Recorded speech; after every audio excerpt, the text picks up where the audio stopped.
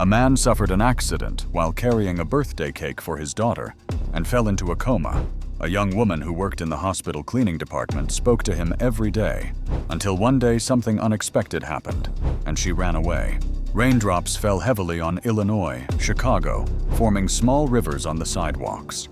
The cold wind blew mercilessly, bending the branches of the trees and shaking the tarps of the closed stalls in the market. The yellowish lights on the lampposts flickered in the wind, and the few pedestrians still walking the streets huddled their shoulders, trying to protect themselves with thin coats or improvised newspapers. But Daniel Walker had no time to worry about the rain or the cold. He held the handle of the paper bag tightly, protecting the small cake as if it were a treasure. With each hurried step, the water accumulated on the ground, splashed onto his worn pants, and his shoes were already completely soaked, squeaking with every movement. Daniel's face was wet, but it was impossible to tell if it was just from the rain or from the cold sweat of his haste. He looked ahead, his eyes shining with expectation. Today was a special day. Camila, his 7-year-old daughter, was eagerly waiting for him at home. He could imagine her little eyes filling with joy when she saw the cake. It was simple, small, bought with the little money he had managed to save during the week, repairing shoes in the small space he called his workshop. But it was a cake, and for Camila, he knew that meant everything. At every corner he turned, the biting wind pushed his body backward, but he leaned forward, defying the weather. He didn't care. The important thing was to get home. The street was almost deserted, with only a few cars passing quickly, kicking up dirty water from the puddles scattered across the worn asphalt. Daniel quickened his pace, hugging the bag to his chest, smelling the sweet scent of shoe polish mixed with the aroma of rain. His thoughts were on his daughter. Would she be awake? Would Rosa, his wife, have managed to keep her asleep by telling her that her daddy was on his way? He hoped so. He wanted to see that smile. He wanted to feel her little arms hugging his neck and hear her cheerful little voice telling him he was the best dad in the world. He crossed the street, looking quickly from side to side, not realizing how slippery the ground was. The cake wobbled slightly inside the bag, and he held it firmly, taking care not to move it more than necessary. It wouldn't be long now, just a few more blocks, and he would be there with Camila, with Rosa, with the cake, the candles, and his daughter's warm embrace. That thought made him smile, just a tired smile, but full of love. The rain grew even heavier. The wind whistled through the alleys, lifting wet leaves and pushing sheets of metal that collided with each other, with terrifying crashes. At that very moment, nearby, the roar of the engine echoed through the wet streets of Chicago, mixing with the sound of the heavy rain that fell relentlessly. Hector Mendez held the steering wheel with one hand, while the other hand sliding his cell phone, his eyes alternating between the illuminated screen and the road ahead. The blue glow of the device reflected on his carefree young face as his fingers moved quickly across the words of a conversation that seemed more important than the rainy night around him. The loud music inside the car drowned out the noise of the city, a hectic rhythm that pounded in his chest like his own racing heart. The thick raindrops slipped down the windshield, quickly swept away by the windshield wipers that worked tirelessly. But even though the rain made it difficult for him to see, Hector did not slow down. The sports car cut through the wet streets like a hungry beast, gliding easily between the few red lights that flashed in the distance. He was not worried. There were not many cars at that hour. The streets were almost empty, with only a few figures hurrying crossing the sidewalks with crooked umbrellas and coats pressed tightly against their bodies. His cell phone vibrated in his hand, and he glanced at the screen. For a second, a message flashed there, a reply he had been waiting for. A short smile appeared on his lips, and he lowered his head slightly, his fingers quickly tapping the keys to reply. 1 second, 2, 3. The traffic light ahead turned red, but he didn't notice. The crossing was empty. Only the lampposts illuminated the wet asphalt, reflecting the lights of the surrounding buildings. The sound of the rain was loud, mixing with the distant noise of the city that never slept. But in the midst of it all, there was something no one could have foreseen. A man running hurriedly, clutching a paper bag to his chest, his heart full of haste and love. Daniel didn't see that the car wasn't going to stop at the traffic light. His eyes were fixed on the sidewalk across the street, on the path that led him to his daughter. 1 step, 2 steps, the icy wind hitting his face, his wet shoes slipping a little, but he steadied himself and continued on. The cake was there, safe in his hands. It was the only thing that mattered. And then it happened. A sharp sound broke the night, the noise of tires sliding on wet asphalt, the scream of someone who realized too late, the impact, the dry crash of body and metal, the bag flying, spinning in the air, scattering small pieces of icing and dough on the cold street. The rain continued to fall outside the car. Hector felt the blow vibrate throughout the vehicle. The steering wheel shook in his hands. The brakes screeched, and his chest hit the seatbelt. The world around him seemed to fall silent for an instant, as if everything were trapped in a second that never ended. His eyes flew open, his breath caught in his throat, and his heart beat loudly, heavily, as if it wanted to escape from his chest. He dropped his cell phone, which fell to the floor of the car with a dull thud. His fingers gripped the steering wheel tightly, and his trembling gaze turned forward. There, in the middle of the street, under the relentless rain, a man lay motionless on the ground. The cake, or what was left of it, was scattered beside him. The white frosting mixed with the age of the asphalt. The colored candles rolled slowly away. Carried by the water running down the gutter, the silence inside the car was deafening. Hector's chest rose and fell rapidly. His mind was spinning in confusion, trying to understand what had just happened. His mouth opened and closed several times, but no words came out. His hands were shaking. He blinked, hoping that somehow all of this was a dream, a delirium caused by exhaustion or loud music, but it wasn't. Outside, a door opened. A neighbor in her bathrobe, her hair disheveled, brought her hands to her mouth when she saw the scene. A dog barked in the distance. A man ran into the middle of the street shouting for help. For a moment, time seemed to stand still. Everything was suspended in that cruel moment, where life and destiny crossed paths in a cruel way. Daniel didn't move. His body was lying there, his eyes half open as if he were still trying to understand what had happened. His chest rose and fell weakly and irregularly, and a trickle of blood slowly ran down his front, mixing with the rainwater. The car was still stopped in the middle of the street, its headlights still on, cruelly illuminating the scene. The engine purred softly, as if it too were frightened by what had just happened inside it. Hector gripped the steering wheel tightly, his hands trembling, his eyes wide open. A woman in a shawl ran to the fence of the nearest house, her eyes wide open in horror. "My God! Someone call an ambulance!" A younger man in a t-shirt and sandals rushed out, grabbing his cell phone with trembling hands. "Sam, I'm going to call. I'm going to call." Little by little, more people began to approach with hesitant steps, their eyes full of concern and fear. The heavy silence of Daniel's motionless body gave everyone who looked at him goosebumps. Hector felt a chill run down his spine. He had to get out of the car. He had to see what he had done. His chest rose and fell rapidly. Air entered his lungs irregularly, as if each breath were a struggle. With trembling hands, he unbuckled his seatbelt and pushed open the car door, feeling the cold, damp air hit his face. His feet touched the puddle of water next to the vehicle, and he almost slipped. But it wasn't just the rain that made his legs buckle. It was fear. He took a few uncertain steps forward, feeling his heart beating painfully in his chest. His eyes couldn't look away from the man lying on the ground. The image was terrible. The destroyed cake next to him was a cruel reminder of what he had done. He turned toward him, his dark eyes shining with fury and despair.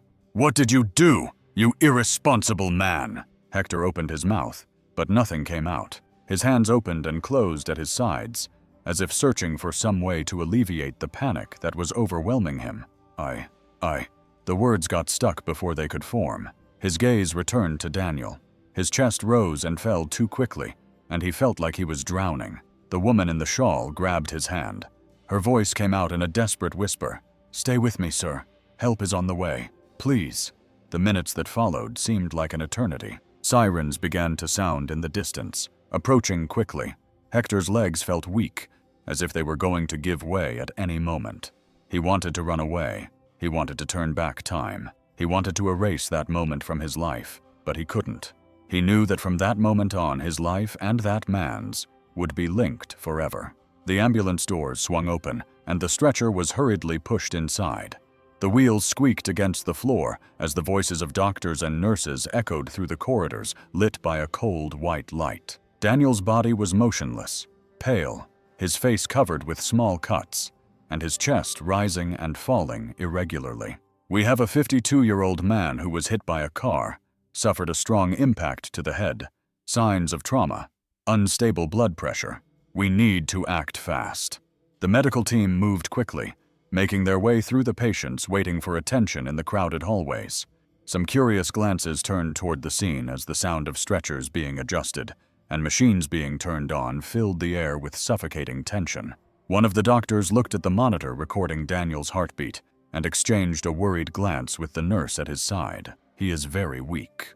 In the corner of the hallway, a woman entered carrying a little girl in her arms. Her black hair was disheveled, her clothes wet from the rain, and her eyes red from crying, searching the room desperately. It was Rosa. Her legs were shaking, but she forced herself to stand because in her arms, pressed against her chest, was Camila, who was clutching her mother's blouse tightly, not quite understanding what was happening. Rosa tried to approach, but a nurse put her hand on her shoulder, preventing her from moving forward. "You can't go in now. It's my husband. Please." The nurse took a deep breath with a look full of compassion, but shook her head. "The doctors are doing everything they can. I promise we'll let you know as soon as we have any news." Rosa felt her legs give way, and if it weren't for the light weight of Camila in her arms, she might have fallen right there.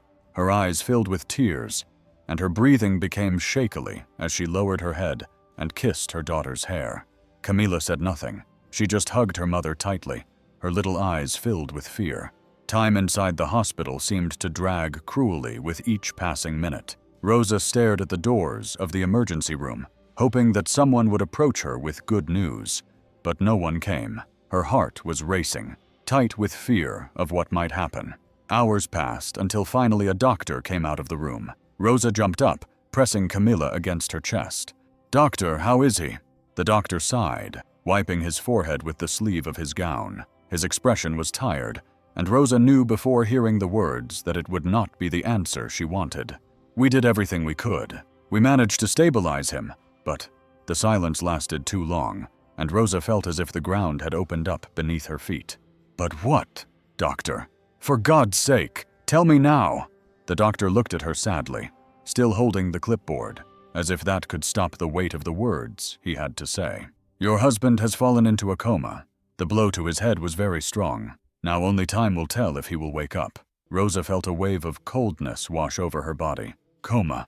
That word felt like a punch in the stomach, something she couldn't accept. Daniel was fine. A few hours ago, he was coming home with a cake for his daughter. How could he be there now, between life and death, trapped in a silence she couldn't reach? Camila gently tugged at her mother's blouse, her little eyes wide with fear. "Mom, Dad's going to be okay, right?" Rosa hugged her daughter close to her chest, closing her eyes tightly, trying to hold back the tears. Her hands trembling as she stroked her hair, her breathing faltering, but even so her voice came out firm, although barely a whisper.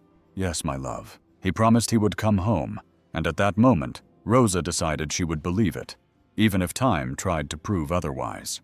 The cold lights of the police station illuminated Hector's pale face as he sat in the hard chair, his hands still trembling on his knees. The smell of stale coffee mixed with wet paper filled the room, and the voices of the police officers who occupied the place seemed distant, almost unreal. He looked ahead, but saw nothing. His mind was still trapped on the wet asphalt, on the motionless body on the ground, on the blood mixed with the rain. "Your father is on his way." The lawyer's voice sounded firm, without any emotion. He was a man accustomed to solving problems like this, wearing an expensive suit, with an indifferent look behind his thick-rimmed glasses. For him, this was not a disaster. It was not a tragedy. It was not the life of a man hanging by a thread. It was just another case that would be solved with money. Hector tried to swallow the lump in his throat, but couldn't. His chest felt heavy, as if someone had placed a block of concrete on top of it. The image of the destroyed cake remained etched in his mind. He closed his eyes, trying to push it away, but it was impossible. The door burst open, and his father entered, A tall man with well-combed gray hair, wearing an impeccable suit. His eyes met his son's, and he took a deep breath before turning to the lawyer. "Take care of this." The lawyer had everything ready. Papers were signed, money was transferred, and in less than an hour, Hector was outside the police station. No, he wasn't in prison. There were no bars around him. But then why did he feel like he was? He got into the black car, waiting on the sidewalk, and sank into the back seat without saying a word. His father got in next to him and slammed the door shut. The silence between the two was suffocating. The driver started the engine, and the car glided through the empty streets, leaving behind the police station, the hospital, the anguished faces, the life he had almost taken. "Let's talk about this once, and then never again." His father broke the silence in a voice that brooked no argument. "The lawyer assured me that you won't go to prison. The man survived, but is in a coma. His family doesn't have the money to fight us, and that's enough." Hector turned toward the window, watching the city lights pass by quickly like blurry spots. His chest tightened. Hearing those words, it was as if his father were talking about something small and insignificant, something that could be solved with a simple check. But it wasn't. "And if he doesn't wake up?" His father sighed, rubbing his temples as if the subject had already tired him. "Now he wants to be a martyr. If you want to punish yourself, do it. But not on the street. Not in front of society. Life goes on. You have a future, Hector." He was just a shoemaker. That phrase broke something inside him. Something deep. Something he didn't even know he had in. He felt like screaming. Like saying that he wasn't just a shoemaker. That he was a man. A father. Someone who came home with a cake for his daughter. Someone who had a life. Dreams. Someone who was now lying in a hospital bed, not knowing if he would ever open his eyes again. But his mouth remained shut because he knew that nothing he said would make a difference. The car crossed the high gates of the mansion and stopped gently in front of the marble staircase. The house was huge, luxurious, full of shiny glass and golden details, a place where nothing was ever lacking except peace. Hector got out of the car without saying a word. He climbed the stairs slowly, each step feeling heavier than the last. He entered his room and closed the door behind him, leaning his back against it and letting his body slide down until he was sitting on the floor. The silence in the room was worse than the noise in the hospital. In there was only him and his guilt. He took out his cell phone and unlocked the screen. No new messages. No one knew what he had done. No friends asked about that night. To the world, nothing had happened. But for him, everything had changed. He ran his hands over his face, breathing deeply. His eyes were red and heavy. He could take a hot bath, lie down on his soft bed, and forget all this. But he knew that when he closed his eyes, he would see Daniel lying on the floor, the cake destroyed, the candles rolling in the rain. Life went on, as his dad said, but inside him, something had stopped, something had broken, and he didn't know if he could ever fix it. The strong smell of disinfectant mixed with the cold hospital air, creating a feeling of cleanliness that was comforting to many. But for Isabella Ramos, it was just part of her day. Her light blue uniform was already a little wrinkled, and her sneakers, although well cared for, showed the wear and tear of someone who spends hours walking the halls. The cleaning cart squeaked softly as she pushed it, and the damp cloth slipped through her fingers as she wrung out the dirty water into a plastic bucket. The night shift was always quieter, but no less heavy. Isabella knew the routine well. She cleaned the hallways, the rooms, the bathrooms, changed the trash bags, organized anything that was out of place. People passed by her without noticing her presence. The doctors rushed by. The nurses whispered instructions to each other. The patients curled up in their beds, hoping to get better. And Isabella was invisible. No one stopped to ask her how she was. No one looked her in the eye. Deep down, she was used to it. Her grandmother always said, "Angels talk to those whom no one listens to." Isabella grew up hearing that. As a child, she didn't understand it well. But now, working there, she saw that it made sense. How many times had she heard conversations that no one else heard? How many times had a patient muttered something to the ceiling and no one paid attention? How many times had someone cried alone in a corner of a room without anyone asking who? She stopped in front of one of the rooms and looked at the sign hanging on the door, Room 306. She took the key out of her pocket and pushed the door open carefully. The smell of the place was different, heavier, as if time passed more slowly there. Slowly. The only sound was the soft beep of the machine monitoring the patient's heartbeat. He looked at the bed and felt a lump in her throat. The man lying there seemed too fragile, his skin pale, his eyes closed, his breathing so light that for a moment he had to hold his breath to make sure he was still there. The name on the chart said Daniel Walker. Isabella didn't know who he was, but something inside her told her that he wasn't just another patient. She pushed the cleaning cart into the room and began to mop the floor with slow, almost careful movements. She looked at him from time to time, trying to understand why this man made her feel so strange. Maybe it was the silence. Maybe it was the fact that despite all the machines around him, he seemed to be alone. She stayed there for a few minutes, finishing her work, but something made her hesitate before leaving. She didn't know how to explain it, but she didn't want the silence to take over that room. "Hello."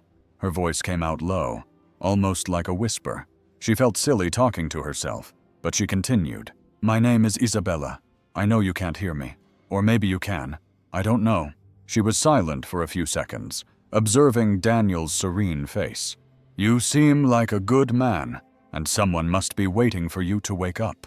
She sighed, running her hands through her hair, which was gathered in a loose bun. "My grandfather was like this for a while. My grandmother talked to him every day. She said he could hear her. I don't know if it was true, but I think she never lost hope." She looked around, feeling a little ridiculous for being there talking to someone who wasn't responding. But there was something about talking that brought her some comfort. Her eyes fixed on the small photo stuck to the board next to the bed. It was a smiling girl with round cheeks and bright eyes holding a colorful balloon. "But your daughter needs you to come back." The room felt even quieter after that. Isabella felt a chill run through her body, as if she had just told a secret to someone who would never respond. But at the same time, she felt it was the right thing to say. Even if it was just to fill that empty space, to give him a reason to fight. She lowered her gaze and squeezed the broom between her fingers, trying to ignore the strange feeling inside her. But before leaving, she took one last look at Daniel and whispered with a small, tired smile, "Well, I'll let you rest." She took the cart and left the room, closing the door carefully. But even as she continued her work around the hospital, the image of that man lying there, trapped in silence, would not leave her mind. The day dawned gray with a cold wind coming through the cracks in the hospital windows, bringing with it the smell of the rain that had fallen during the early morning. Isabella had already been there for several hours, finishing her tasks while observing the hurried movements of the doctors and nurses. Some families arrived to visit their relatives, bringing bags of clean clothes and fruit, trying to offer a little normality to those who were trapped within those white walls. But in room 306, nothing changed. Time seemed frozen around Daniel Walker. Isabella. She pulled the cleaning cart down the hallway, dodging the employees who were rushing by, until she stopped in front of the room's door. She took a deep breath before entering, feeling the same tightness in her chest as the day before. There was something there that she couldn't explain, but that made her want to turn back.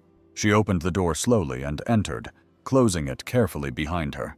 The room was still the same, the air still heavy with that smell of disinfectant, mixed with the cold coming from outside. Daniel remained motionless, breathing slowly, trapped in that silent world where no one could reach him.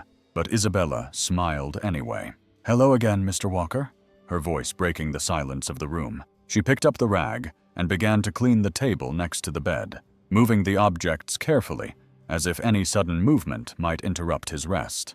"The hospital has gone crazy," she said as she wrung out the rag. A man threw a tray of soup in the dining room. Food flew everywhere. I had to clean it all up by myself. It was a disaster. She laughed softly, shaking her head. But you know what was worse? A nurse slipped right in front of me. It was like in the movies. Her feet left the ground, and boom, she fell on her back. I didn't know whether to help her or pretend I didn't see anything. Her eyes were towards Daniel, waiting for a reaction, any movement, but he remained the same. Even so, she didn't feel silly for speaking. On the contrary, she felt something strange, as if it were the first time someone had really listened to her voice without interrupting her, without ignoring her.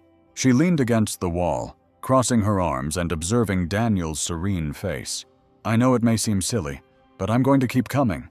It seems like you need someone to talk to," she sighed, looking at the small photo of Camila that was still attached to the board. "I promise I won't let this room remain silent." She looked at him once more, hoping that somehow those words would reach some corner of his mind. Then she gathered her things and left. The days passed slowly, and the hospital routine continued as usual. People came and went. Some were discharged, others arrived in serious condition, and the hallways remained filled with voices, hurried footsteps, and murmurs of concern. But inside room 306, time seemed to stand still. Rosa went to the hospital frequently. At first, she arrived early, sat next to the bed, and held his hand, speaking softly to him, telling him about her day, about Camila, about how difficult everything was without him. But as the days turned into weeks, and the weeks turned into months, something inside her began to change. The fear she felt at first gave way to deep exhaustion. Exhaustion that came not only from her body, but also from her soul. The sad looks from the doctors, the lack of answers, the uncertainty. It all began to weigh on her. One day, sitting on the edge of the bed, she took Daniel's cold hand and squeezed it tightly, as if that simple gesture could wake him up. "You have to wake up," she said weakly, tiredly. "I don't know what to do anymore." She waited as she always waited, but as always there was no response. Her eyes filled with tears, and she forced herself to swallow her sobs. Camila still needed her.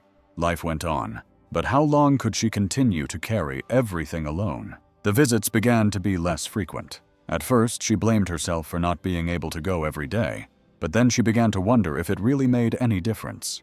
He never reacted, never moved his fingers, never gave a sign that he was still there, that he could still come back. Time took away the hope, and little by little, Rosa stopped going so often. Camila, who at first asked about her dad every day, also stopped doing so.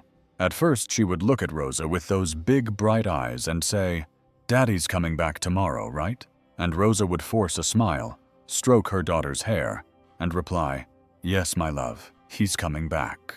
Camila began to accept it, as children do when they realize that the world is not like in fairy tales. She still held her dad's photo before going to sleep, but she no longer talked about him with the same emotion. Time made her voice lower, and Daniel's name began to be spoken less and less in that house. In the hospital, a patient in a coma was just one of many difficult cases. Over time, his presence became part of the scenery, and he became just a name on a board, an occupied bed, a face that no one expected to see. Back in the room, Isabella noticed. She noticed how the flowers on the nightstand were already dry, how no one brought a new blanket, how the doctor's eyes no longer showed surprise at seeing him there, day after day. She knew that in the hospital, no one had time to think too much about a patient who didn't respond.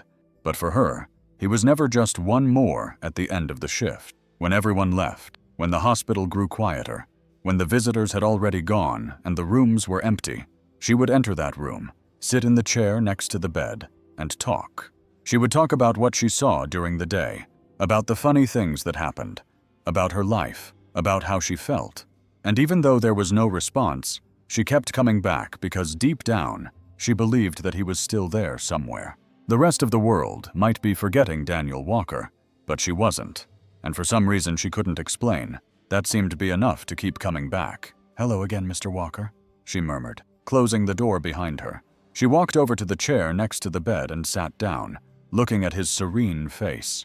The wires from the machines connected to his body, the way his chest rose and fell slowly. He seemed to be in a deep sleep, but Isabella liked to think that somehow he could hear everything she said. She took a book out of her bag. It was an old book with worn pages that her mother used to read to her when she was a child. She ran her fingers over the cover, feeling the texture worn by time, and smiled to herself before opening it. "Today, I brought a story. My mom used to read it to me before bed. I think I'm going to read it to you, too." She slowly turned the pages until she found the story she wanted. She cleared her throat, straightened her posture, and began. Once upon a time, there was a king who had everything he could wish for: wealth, a large castle, and a golden throne. But what he wanted most was to find someone who could understand his heart. Her voice filled the empty room, and for a moment it didn't seem like she was talking to herself. She felt that those words, those stories, somehow reached him. Even though no one else believed it, the king traveled to distant lands and searched every corner of the world, but he never found anyone who truly understood him. Isabella paused, looked up, and saw Daniel.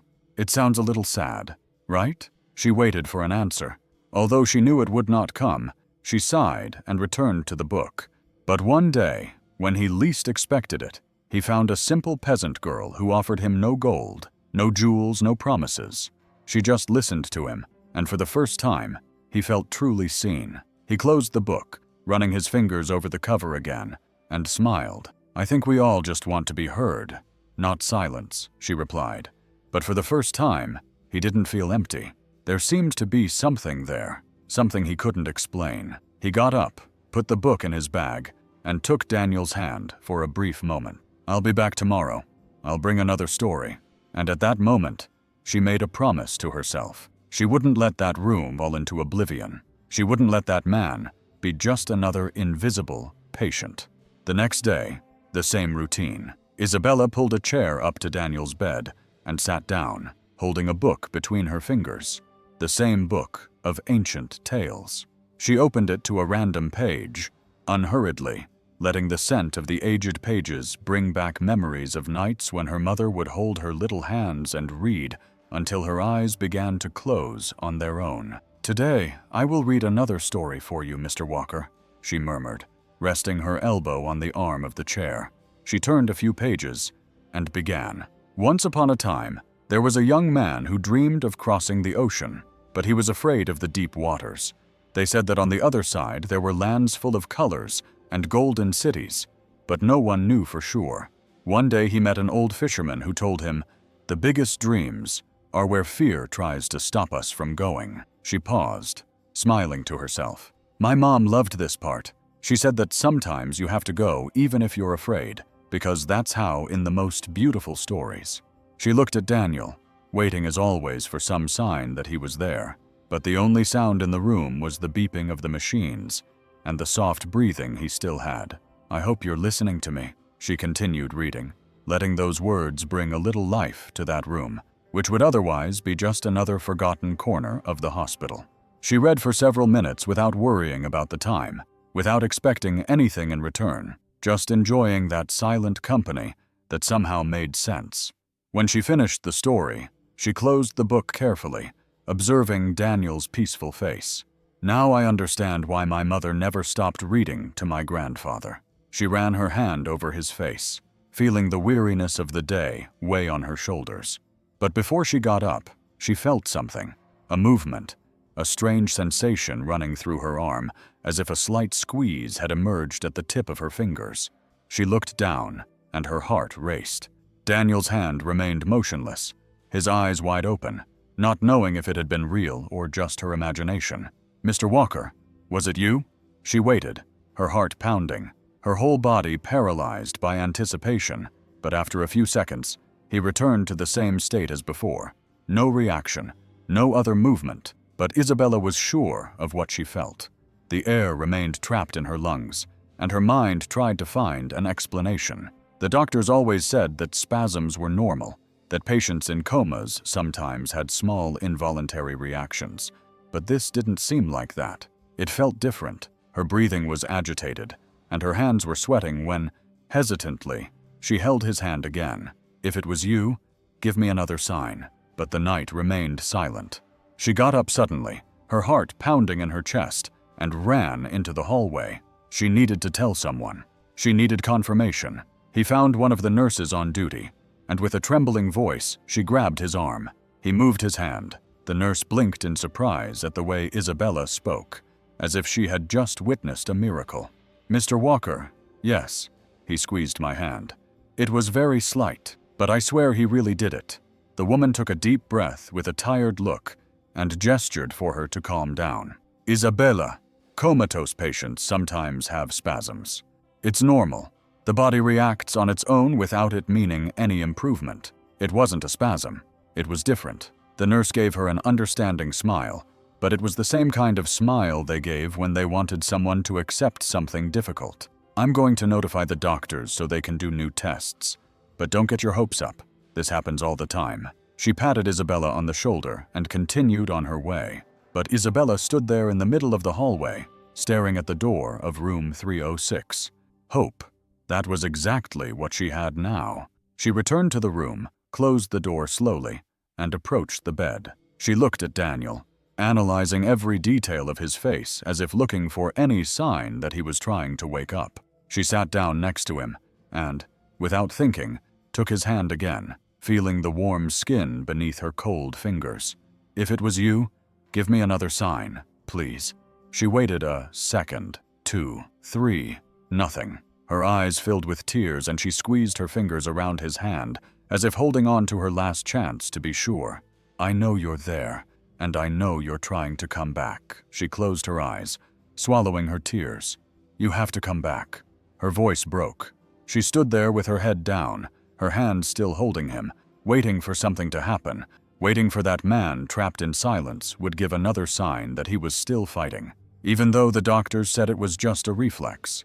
Even though the nurses looked at her with pity, as if she were clinging to something impossible.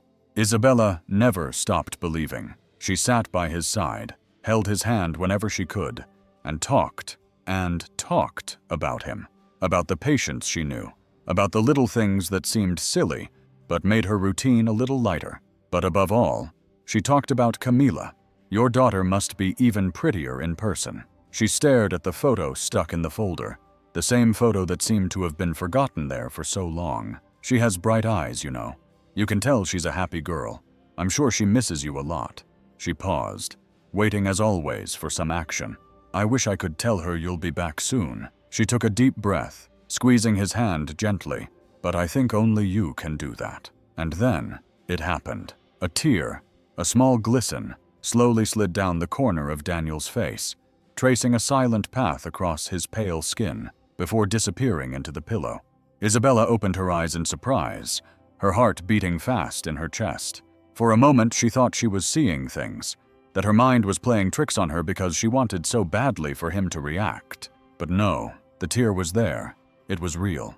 She jumped up, not knowing what to do. She looked at him, waiting for him to open his eyes, to move his lips, to say something. Mr. Walker, her voice came out in a whisper, full of emotion. He didn't move. He gave no further signs. But that tear made her hold his hand tighter, trying to control her breathing. I heard you, right? You know Camila is waiting for you. The silence in the room was the same as always, but for her now it was different, because on the other side of that silence, Daniel was still there. He couldn't see any faces. He couldn't make out the hospital or the machines around him, or the woman holding his hand with such hope, but he could hear, and that voice kept him there. It was like a thread holding him in the midst of endless darkness. He didn't know where he was, or how much time had passed. He only knew that he wanted to keep hearing that voice, that presence that somehow brought warmth to a cold place. And in the back of his mind, where everything seemed distant and confusing, an image began to emerge. Camila, his daughter's laughter, sounded like an echo coming from far away, like a memory trying to find him in the midst of that emptiness. He couldn't speak, he couldn't move, but he could feel. And if he could still feel, then he was still alive. He still had a chance to come back. The glass spun between Hector's fingers, the amber liquid moving slowly under the dim light of the bar. Music played softly in the background, mixed with the murmur of voices that mingled with laughter and empty conversations. But for him, nothing there felt real. No drink was strong enough to erase the only image that dominated his mind, the body on the floor, the cake in pieces. He raised the glass and drank it in one gulp, feeling the alcohol burn his throat, but not enough to numb the guilt that weighed on his chest. Since that night, months ago, he had tried to move on as his father wanted, as the lawyers assured him he could. There were no charges against him, no headlines about the accident. Everything was settled with money. But the problem was that his mind could not forget. He left the bar staggering, breathing heavily, his eyes burning with fatigue and alcohol. The cold, early morning wind hit his face, but even that did not make him feel more awake. He got into the car and sat there still, his hands trembling on the steering wheel, not daring to start the engine. He looked at himself in the rearview mirror and almost didn't recognize his tired face, the deep circles under his eyes, the empty gaze. "What did I do?" The words came out in a whisper. He closed his eyes and the scene came back again like a sharp blow. The impact, the sharp sound of the crash, the bag flying through the air. He clenched his fists, feeling his chest ache. Why wouldn't it go away? Why couldn't he be like his father, like the lawyers, like everyone who said he should forget? He started the car and drove aimlessly, not even knowing where he was going. He just wanted to escape from himself, but all he managed to do was stop in front of his mother's house. He got out and knocked hard on the door. It was late, but he didn't care. After a few seconds, the light in the living room came on, and the door opened. The woman stood firm, looking at him seriously, her arms crossed over her chest. "What time is it, Hector? Are you drunk again?"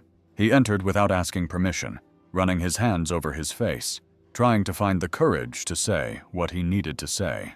"I can't forget." She closed the door and sighed, already knowing what he was talking about. "You need to sleep.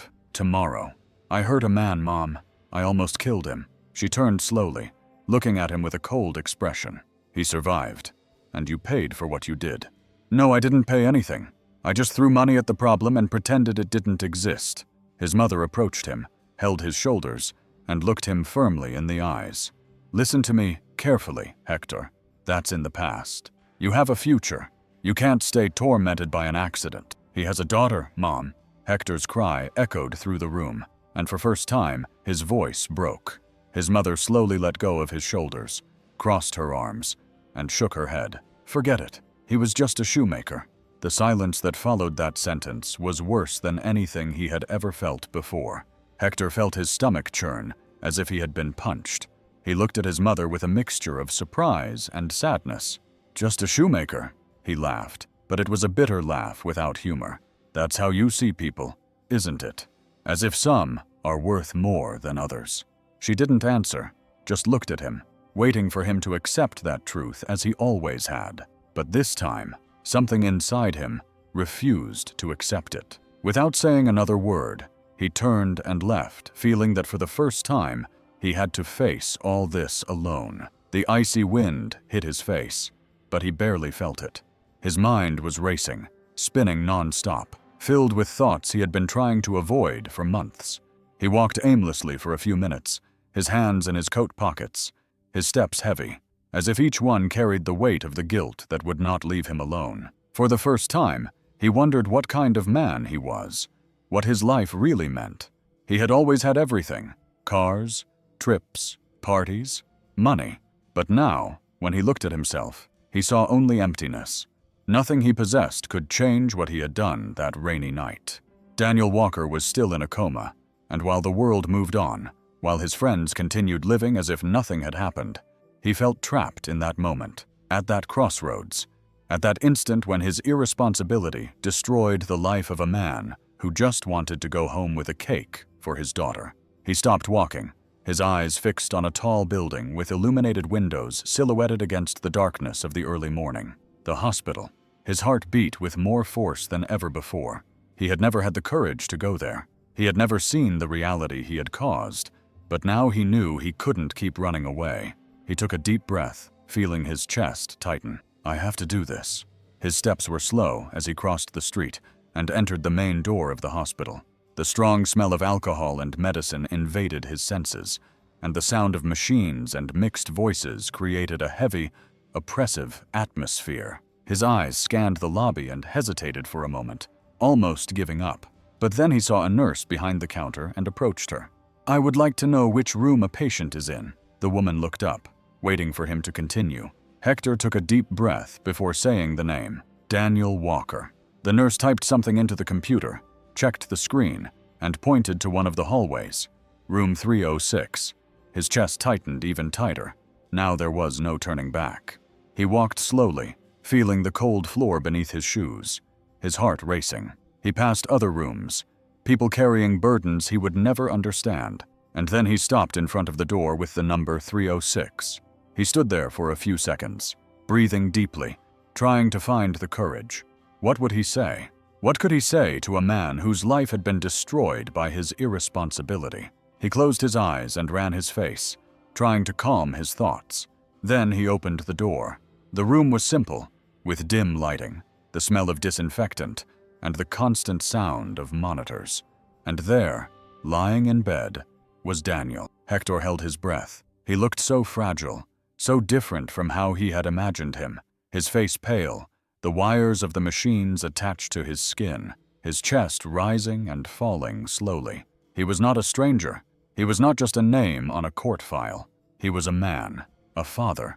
He took a step inside, but stopped when he realized he was not alone. A young woman was sitting next to the bed, gently holding Daniel's hand, her eyes downcast, as if she were waiting for something. She did not look like a nurse. She slowly raised her face, and her eyes met his for an instant. No one said anything. Hector felt his breathing quicken, and the look he received was not one of curiosity or surprise. It was a look of anger, of shock, of something that seemed like a mixture of pain and disbelief. Her voice was low, but charged with emotion. He realized at that moment that she knew who he was, and in that instant, he understood that asking for forgiveness would be much more difficult than he had imagined. Isabella stood up quickly, her fists clenched at her sides, and her breath coming in gasps.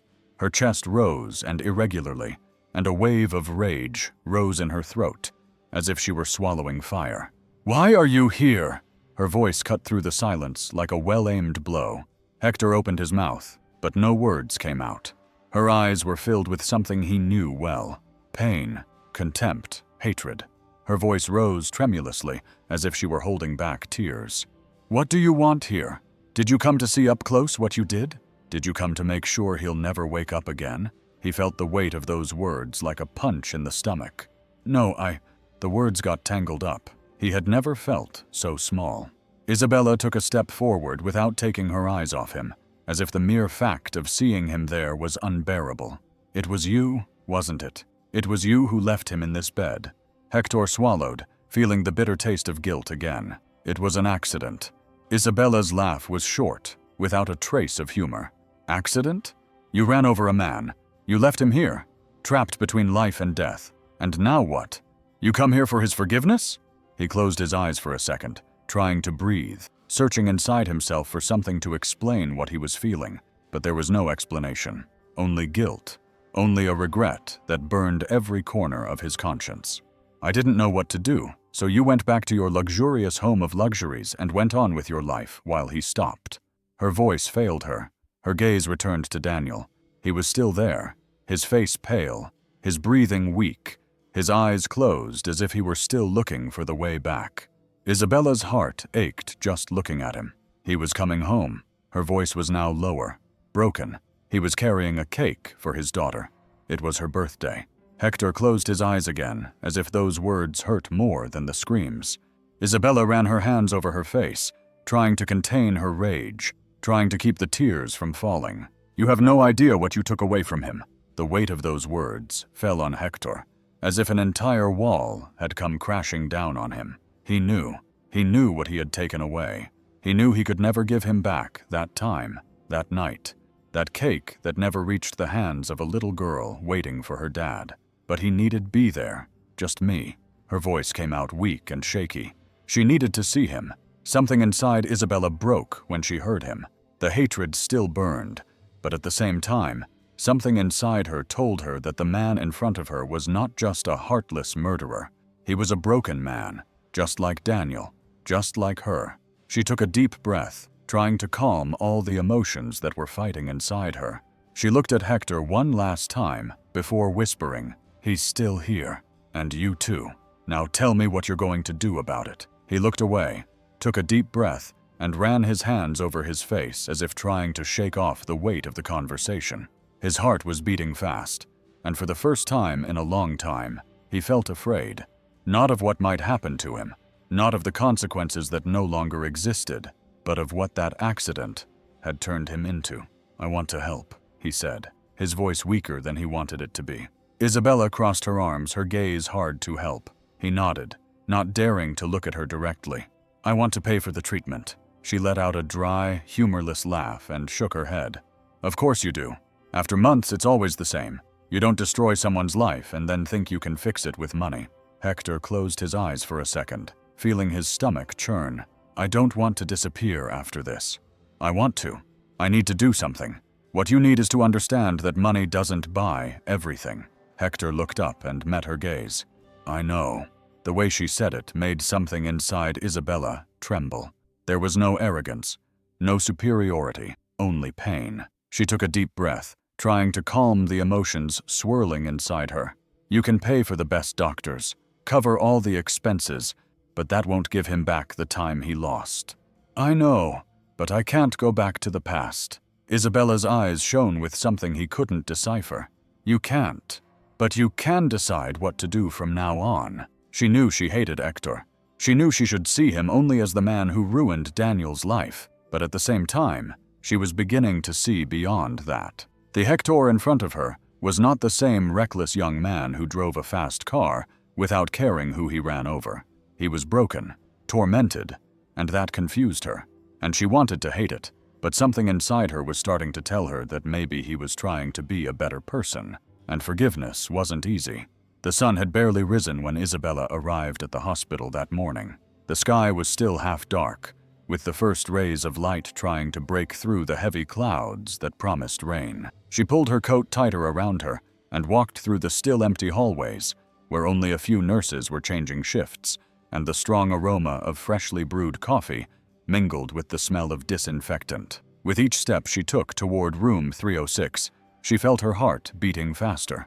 As she always did, she would stop by Daniel's bedside, take his hand, talk to him about his day, read him a story, or simply remain silent in the hope that he would feel that someone was still there. She pushed the door open carefully, letting the soft morning light illuminate the room. For a moment she thought everything was the same. The machines continued to make their rhythmic sounds. The IV still dripped slowly through the tube, and Daniel lay in the same position, as if trapped in a deep sleep. But then his eyes noticed something. He opened his eyes in surprise, took a step forward, and held his breath. His lips moved. It was a small, almost imperceptible movement, but there it was. "Mr. Walker." His voice came out in a whisper, full of expectation and fear. She approached with her eyes fixed on his face, waiting, hoping it wasn't just his imagination, and then his lips moved again. Air escaped from his lungs, and he felt a lump form in his throat. My God, his heart was beating so fast, it felt like it was going to jump out of his chest. She leaned toward him, took his hand gently, and spoke softly, quietly, almost like a plea. "If you can hear me, try to speak." The silence in the room lasted for a few long, painful seconds filled with uncertainty. But then, in a hoarse voice broken by time, the word came out like a sigh, like a fragile thread connecting him to life. Isabella brought her hands to her mouth, feeling tears fill her eyes. "My God!" she exclaimed, jumping up, her heart racing, and ran to the door. "Someone help me," she said. "He's waking up." The hospital, which always seemed indifferent to that room, was awakened by her voice. The nurses looked at each other. Hurried footsteps echoed through the hallways, and in seconds, doctors rushed into the room, approaching Daniel, checking the machines, touching his face, calling his name. "Daniel, can you hear my voice?" His eyes remained closed, his body too weak for any sudden movement, but his lips tried to move again, and a single tear rolled down his face. Isabella was crying. Hector appeared at the door, watching the scene, unable to move. The emotion on Isabella's face, the trembling of her hands, the sparkle in her eyes. He didn't know why, but seeing that made something inside him break. The man he thought would never come back was fighting, and there, at that moment, he realized that maybe there was still to be fixed. Isabella ran through the hospital corridors without looking back, her heart beating so hard that she could hear it in her ears. The doctors were still in the room examining Daniel, talking about the miracle they had just witnessed. But she knew she had to get out of there. She had to find Rosa. She had to find Camila. She ran out the front door without even grabbing her coat. The cold morning air hitting her skin as she crossed the street. Each step felt like an impulse, a force greater than herself, as if her whole body knew she couldn't waste any more time. Rosa's house wasn't far away. It was small, with worn walls and an iron gate that creaked when it opened. It was a simple home, but it was all Daniel wanted to see again. When she reached the door, she paused for a second to catch her breath. Her chest rose and fell rapidly, her hair over her face. Her hands trembled with emotion. She knocked on the wood hurriedly, knocking loudly. "Doña Rosa, it's me, Isabella. Open the door." A few seconds passed before she heard slow footsteps approaching. The lock turned, and the door opened, revealing Rosa on the other side, her eyes tired, her shoulders slumped under the weight of months without answers. "Isabella, what happened?" Isabella held her arms tightly, feeling tears burn in her eyes. He woke up. Time seemed to stand still. Rosa opened her eyes in surprise, her whole body frozen at those words. "What? What did you say?" Daniel moved his lips and spoke for a moment. Rosa didn't know how to react. Her hands trembled, her eyes filled with tears, her mouth opened and closed without her being able to say anything. And then, a sound came from inside the house. "Mommy, who's there?" Camila, the little girl, appeared at the living room door, still in her pajamas, her hair tousled, hugging an old doll to her chest. Her innocent eyes searched for her mother's face before finding Isabella. "Is that the lady from the hospital?" Isabella felt her heart tighten as she looked at her. She was so small, so full of hope, still not quite understanding what was happening. She knelt down to be at her level and smiled with tears in her eyes. "Your daddy said your name." The doll fell from Camila's hands, hitting the floor with a thud. The girl's mouth opened, and for a second, it seemed as if she couldn't even breathe. Isabella nodded, taking the little girl's small hands in hers. "Yes, my love, your daddy is coming back." Camila let out a sharp cry, a sound that mixed surprise, happiness, and something even she couldn't explain. She woke up, ran into the house, jumping for joy, shouting the same phrase over and over again, as if she needed to repeat it to believe it. Rosa brought a hand to her mouth, tears running down her face without her trying to stop them. "He's really coming back." Isabella held her hands and smiled. "He's trying, and now he needs you." Rosa closed her eyes and let out a cry of relief, of longing for a love that had never given up. That was the call of reason, and Daniel was finally responding. Daniel felt the weight of his own body as if he had been submerged in darkness for a long time, trying to find a way back. The feeling was strange, as if he were caught between a dream and reality, between a silent world and another full of voices that, although distant, were calling him. His chest rose and fell slowly, and for the first time in a long time, his fingers moved slightly on the sheet. His pale, tired face began to contract in an almost imperceptible effort, as if something inside him were slowly awakening. With a faint blink, his eyes opened. The brightness bothered him, and everything was blurry. The colors were mixed, the shapes seemed without outline, and his heart beat a little harder as he tried to understand where he was. His breathing was irregular, and for a moment he felt afraid. But then a familiar voice, a voice that seemed to come from an old memory, filled the room. "Dad." The sound made something inside him tremble. His still weak eyes filled with tears without him realizing it. Camila ran to the bed, her little feet hitting the floor hurriedly, her arms outstretched, her face lit up with such pure happiness that it seemed impossible to contain. "Dad." He blinked, and his vision became clearer. It was her, the daughter he thought he would never see again. His lips tried to move, but his voice was still too weak. His breath caught when he felt Camila's small hands holding his fingers, squeezing them tightly, as if to make sure he was really there. "You came back. You came back for me." Daniel felt the tears sliding down his face, warm, laden with everything he couldn't say at that moment. Rosa was next to her daughter, holding back her tears, her hand trembling as she covered her mouth, as if her heart was too tight to allow her to say a word. He tried to speak, but all he managed was an emotional sigh. Little Camila climbed onto the bed, resting her head on his chest, holding his hand against her own face. "She knew you were coming back, Daddy." Daniel closed his eyes. For a moment he felt the warmth of his daughter's touch, hearing the sound of her voice, smelling her hair. He was back, but then his mind began to bring back memories. The noise of tires on wet asphalt, the light from the headlights illuminating his face, the deafening sound of the impact, the rain washing the asphalt. His chest rose and fell faster, and his eyes, previously filled only with emotion, turned toward the door. Hector was standing there, in the same spot, without moving, without saying anything. Silence spread through the room, heavy, laden with something no one could explain. Daniel's eyes, previously filled with tears of happiness, now carried something different. He remembered. He remembered everything. The silence inside the room seemed heavier than the air itself. Camila was still lying on Daniel's chest, her little fingers clutching his hand tightly, as if she feared he would disappear again. Rosa remained by his side, still unable to believe that this moment was real, her heart racing, tears slowly sliding down her face. But Daniel's eyes were fixed on the door. Hector remained standing there, unable to take a step forward or backward, his body rigid, as if any movement could worsen a situation that already seemed unbearable. His chest rose and fell rapidly. His breathing was heavy, and his hands were cold and sweaty. He knew this moment would come. He always knew it would, but nothing could have prepared him for that look. Daniel's eyes were deep, filled with something Hector couldn't decipher. There was no surprise because Daniel already knew. He remembered everything: the car, the bright headlights, the pain, the cold rain mixed with blood. The weight of that memory squeezed Hector's chest, and he lowered his head. He was expecting the worst.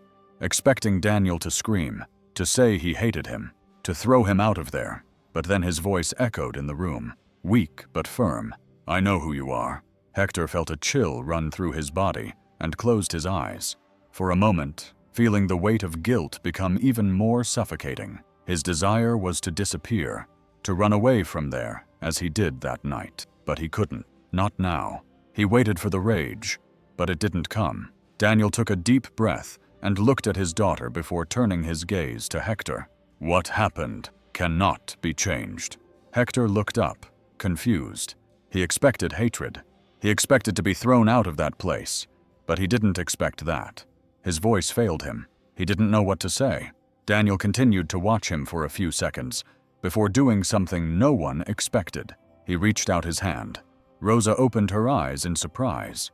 Isabella held her breath. Camila, not fully understanding, just looked from one to the other, holding her father's sheet. Hector felt his heart stop for a moment.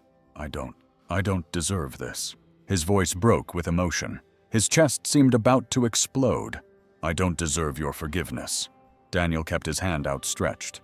"Maybe not, but you need it." Hector felt his eyes burn. Everything inside him screamed that he should refuse, that he should punish himself for what he did, that he had no right to be forgiven. But that hand offered, after all. A tear rolled down his face. Breathing heavily, and his body trembling, he took a step forward and took Daniel's hand. At that moment, something inside him broke. The weight he had been carrying for months, the guilt that devoured him, the darkness that made him feel lost, everything became lighter. And for the first time in so long, he was able to breathe properly. The hospital was quieter that night. The hallways, once crowded with people, now seemed empty, and the fast-paced routine of the day had slowed to a calmer rhythm. Isabella walked slowly, feeling the weight of recent events on her shoulders. Daniel was awake. Camila could finally look into her father's eyes again. Rosa held her hand every day, as if she were afraid she would disappear again. Hector stopped near the hallway window and looked out. Below, the city continued at its own pace, full of flashing lights and cars traveling through the streets. But inside her, everything was still. For so long, her life had revolved around that room, that voice she was trying to reach, that hope that no one else had now. Daniel was coming back, and for the first time, she wondered where she belonged. She sighed, crossing her arms and feeling the cold wind hitting his face. He didn't want to admit it, but he felt lost. "You feel that too?" The voice came softly from behind her. She turned and found Hector standing there with his hands in his pockets and a tired look on his face, as if he too were fighting something inside himself. He let out a short, joyless laugh. Now that everything is fine, we don't know where to go. Isabella didn't respond immediately. She just looked at him, and she saw something she hadn't noticed before. Hector was no longer the same man who had entered that hospital weeks ago. He was no longer the young man who used money to fix his mistakes and ran away from the consequences. He was there beside her, carrying the weight of everything he had done, trying to find a way to move forward. I don't know what to do now. She looked away toward the window. For so long, I thought that asking for forgiveness was enough, but I realized that there are things that can't be fixed with words alone. She observed the way he spoke, the guilt still present in his voice, but now mixed with something different, a genuine desire to be a better person. Have you decided to do something good with this? I tried, but I still feel alone. The confession took Isabella by surprise. She looked at him, and for the first time, she felt her heart react in a way she didn't expect. Something inside her said she should hate him forever, that she could never forget what he did. But another part, a part she didn't want to admit, told her that maybe he was as lost as she was, and that scared her, because if acknowledging his pain made her feel something different, then maybe she was changing too.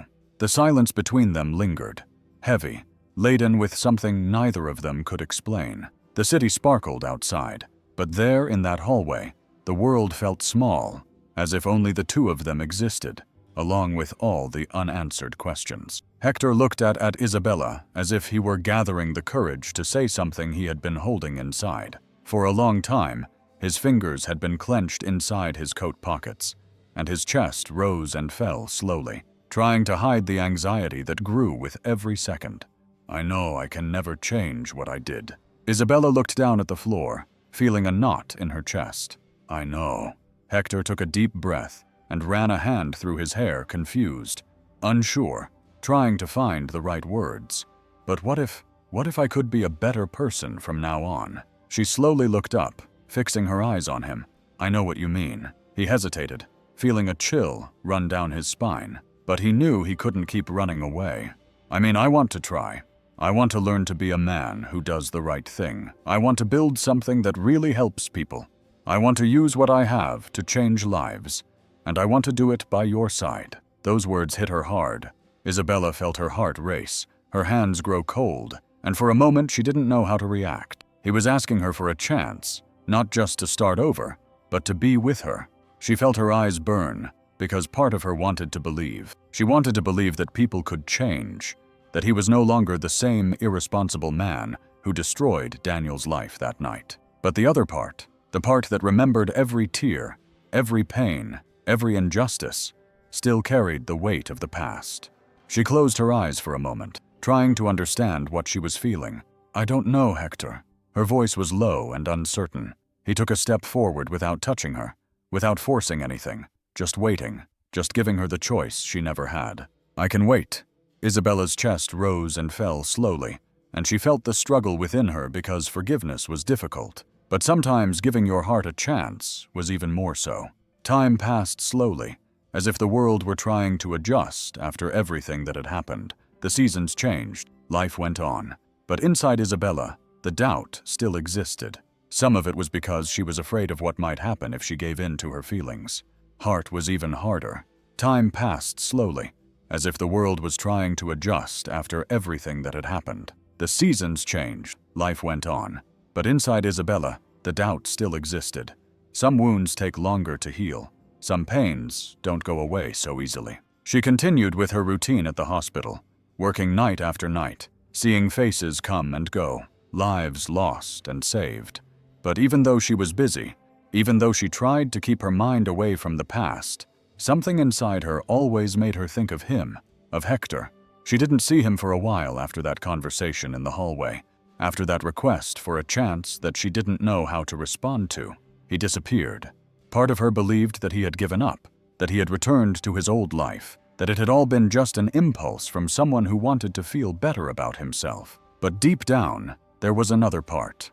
A small voice inside her that said that maybe he was really trying. Only months later did she discover the answer. That morning, she was passing by the community hospital in the poorest neighborhood of the city, the same hospital where Hector had stopped that night when he made his decision. She didn't expect to see him there, but there he was. He was wearing a simple shirt with rolled-up sleeves, his hair tousled by the wind, his hands dirty with paint, as he held a board and talked to a group of doctors and engineers. Isabella stopped on the sidewalk and watched him. He was different. He was no longer the arrogant young man who believed that money solved everything. He was no longer the lost boy who tried to drown himself in his own guilt.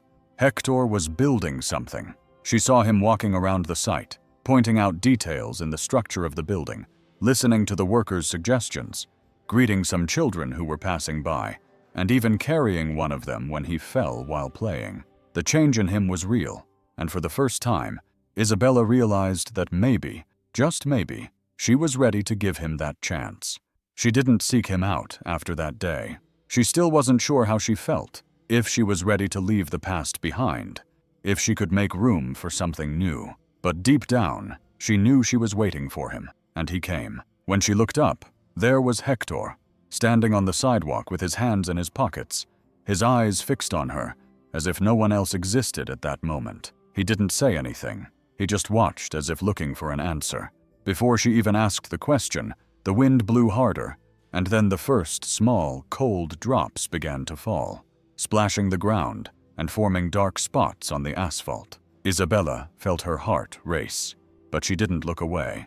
Not this time. Hector took a step forward, then another, until he was close enough for her to feel his breath. His chest rose and fell slowly, and there was something in his gaze that made Isabella forget the rain, the fatigue, the world around her. He raised his hand carefully, his cold fingers touching her face so delicately that she closed her eyes for a second. There was no rush, no doubts. It was as if that moment had already been written, as if they both knew that sooner or later this would happen. She opened her eyes and found his so close, so full of something that needed no words. And then he kissed her. It was a soft kiss at first, as if they were both still afraid of breaking something too precious. But as the rain increased, as the drops slid down Isabella's hair and down Hector's face, the kiss became more intense, more real, as if all doubts and fears had been washed away by the cold water falling on them. Hector held her face more firmly, as if he wanted to engrave that moment forever, and Isabella allowed herself to feel without fear for the first time. The rain continued to fall. Cars passed in the distance. Lights began to come on in the city, but none of that mattered, because at that moment, nothing was more real than the two of them. It was a beautiful day, with the sun shining the cobblestone streets and a light breeze blowing through the trees. It was one of those days that seemed ordinary to anyone else, but for Daniel, it meant something much bigger. He was finally coming home. The car drove slowly through the neighborhood where he had lived all his life, the simple houses, the modest shops, the people sitting on the sidewalks chatting. Everything seemed the same, but he knew it wasn't because he wasn't the same man who had left there either. That rainy night, Rosa held his hand as she looked at him with an emotional smile. Camila, sitting in the back seat, kept moving her little legs anxiously. "Is it much further, Mom?" Rosa laughed softly and looked at her husband. "What do you think, Daniel? Are you ready?" He took a deep breath, smelling the scent of the wind and feeling the warmth of the sun on his skin. Yes. The car stopped in front of the small shoe store. The sign, already slightly worn by time, was still there. The shop windows that once displayed the shoes, made by his hands, were now empty, covered by a thin layer of dust. Daniel stood there looking for a few seconds, as if he were absorbing everything. Camila was the first to get out. She ran to the door and tried to turn it. "The horseshoe, Daddy. Open it. I want to see everything." Rosa helped Daniel out of the car calmly. He was still weak. His movements were slower, but there was a new strength within him. With a deep sigh, he took the key out of his pocket and opened the door. The smell of wood and leather filled the air as soon as they entered. The shop was small, but held years of dedication. The empty shelves seemed to be waiting to be filled again. Camila ran to the counter and ran her little fingers over the table where her dad always worked. "Are you going to fix shoes again, Daddy?" Daniel smiled and stroked his daughter's hair. "Yes, sweetheart. But first, I have to put everything in its place." Rosa looked around excitedly. This place was always your dream, Daniel. He took a deep breath, running his hand over the workbench, remembering the nights he stayed there late to ensure his family's livelihood. And now it would be again. Before they could continue, the door creaked and someone entered. Daniel. He turned slowly and saw Hector standing there. The silence lasted a few seconds. Camila took her father's hand and looked at the visitor, not knowing what to say. Hector looked different. He was no longer wearing expensive clothes, nor did he have the lost look he had before. He was carrying a bag in his hands, and his face showed a mixture of doubt and respect. "I brought you something." Daniel frowned and watched as Hector took a pair of old shoes, worn out by time. "They belonged to my grandfather. He always said that a good shoemaker not only repairs shoes, but also stories." Daniel took the shoes carefully, feeling the weight of those words. "Why do you want to repair them?" Hector took a deep breath before answering. "Because I want to start off on the right foot." Daniel looked at him for a few more seconds, and then smiled slightly. "Then I think I can help you." Hector nodded, and at that moment they knew that somehow this wasn't just the repair of a pair of shoes. It was the repair of something much bigger. The afternoon sunlight streamed through the windows of the small shop, illuminating the antique furniture and tools that Daniel was rearranging on the workbench. The smell of leather and wood filled the air, bringing back memories of a time that seemed so distant, but was now there again, within reach. Camila played on the floor, drawing on a piece of paper while humming softly. On the other side of the counter, Daniel and Hector sat talking. Rosa watched them without saying anything, leaning against the door with her arms crossed, and her eyes attentive to every detail. It still seemed incredible to her to see Hector there, talking to the man whose life he had almost destroyed. But what surprised her most was not the fact that he was there, but that Daniel was willing to welcome him.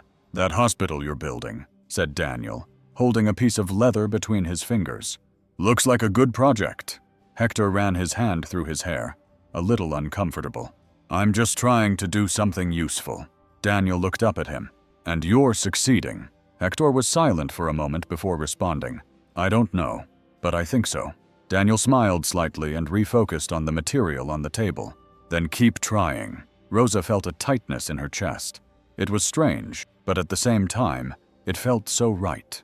The man who had once been just an irresponsible boy now seemed like someone completely different. Hector's eyes no longer had that lost look. There was no more arrogance, no more weight of someone trying to run away from himself. He was there, facing the consequences of his mistakes, and Daniel, who had every reason to hate him, chose to offer words of help instead of hurting. Rosa sighed and looked at her daughter, who was still distracted by her drawings. "Camila, what are you drawing?" The girl lifted the paper and showed it with a smile. "A new house, just like the hospital that Uncle Hector is going to build." Hector opened his eyes in surprise. "I'm an uncle now?" Camila laughed and shrugged. "If you're cool." Daniel let out a low laugh, and Rosa shook her head, a silent tear running down her face.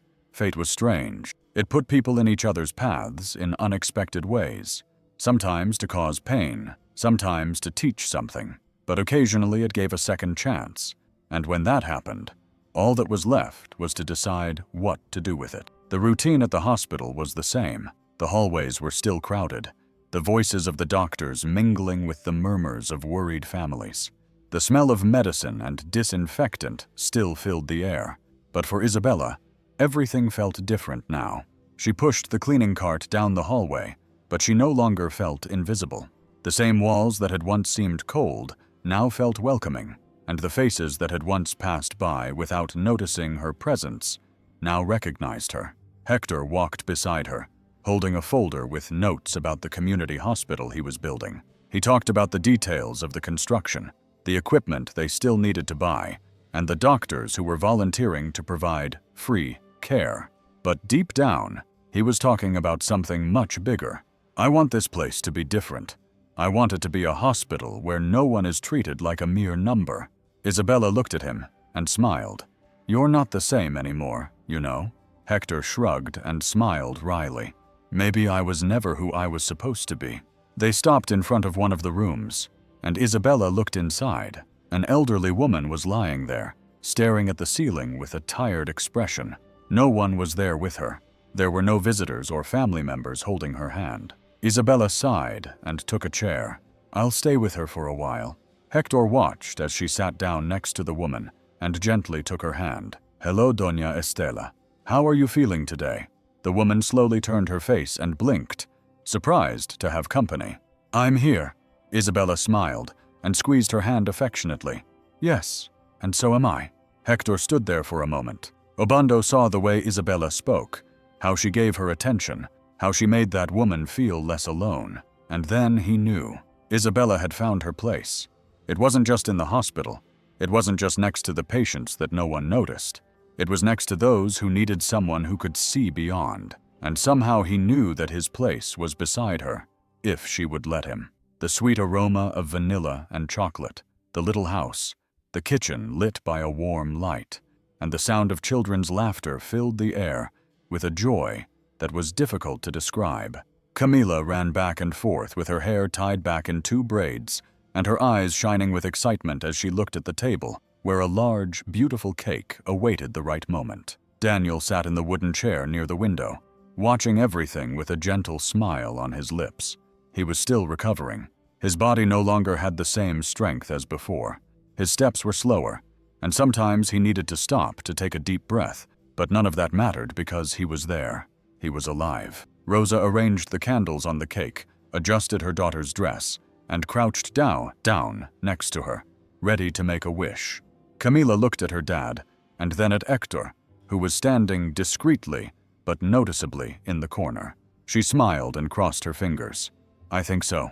The children began to sing Las Mañanitas, and applause filled the small room with such beautiful energy that it was impossible not to get emotional. Isabella looked at Hector and saw that he was smiling too, but there was something else in his gaze, something deep. When the song ended, everyone turned to look at Camila. She closed her eyes tightly, clasped her little hands in front of her chest, and remained silent for a few seconds before blowing out the candles. The moment was brief, but it seemed eternal. Daniel felt his eyes burn, and for an instant, all the memories came flooding back to him. The rainy night, the bag with the cake, the wet asphalt, the silence that followed. But now, there in front of him, was proof that life had given him a second chance.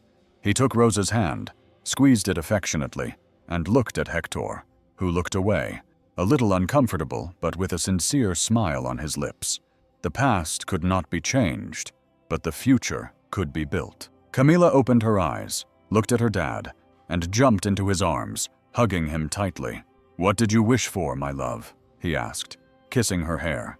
The girl smiled, looking at everyone around the table, and replied in a low voice, as if it were a secret, "That we always be together." Daniel closed his eyes for a second, holding his daughter tightly against his chest, and knew in that moment that this was the best gift he could receive. The cake was already almost covered in crumbs on the tablecloth, and the children were running around the house laughing loudly, their faces covered in frosting.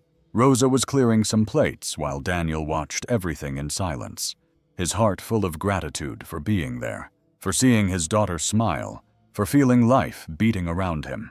Hector and Isabella were standing next to the table, discreet but present. He was holding a glass in his hands, turning it slowly, as if trying to find the courage to say something he still didn't know how to put into words. She, on the other hand, was just watching. Ever since Hector reappeared in her life, ever since he showed that he was trying to be a different man, something inside her began to change. Camila, sitting in the chair next to her dad, still held the last slice of cake, but her attention was elsewhere. Her curious eyes rested on Isabella and Hector, as if she were thinking about something much bigger than her age allowed her to understand. Then she smiled. She knew. Isabella frowned in confusion. "Did you know, little one?" Camila looked at Daniel for a moment, then at her mom, and then looked back at the two of them. Angels speak to those who listen. Silence filled the room. Daniel blinked several times, feeling a lump in his throat. Rosa paused and brought a hand to her face. Isabella felt her heart stop. For a second, Hector looked away, trying to contain his emotion. Camila didn't know everything that had happened. She didn't understand the weight those words carried, but somehow she understood what no one had explained to her. Angels did not have wings. They had hands that held those who were lost. They had voices that filled the deepest silences. They had hearts that, despite the pain, still chose to believe. Hector looked at Isabella and found her eyes shining with emotion. It was not just a child's phrase. It was the most beautiful truth he had ever heard. And there, in that moment, everyone knew that destiny, however hard it might be, had done exactly what it had to do because, in the end, love always finds a way. If you were in their shoes, would you forgive them? Share your thoughts in the comments and watch the videos on the screen. I'm sure you'll think very differently after watching their stories. Don't forget to subscribe so you don't miss these miraculous stories.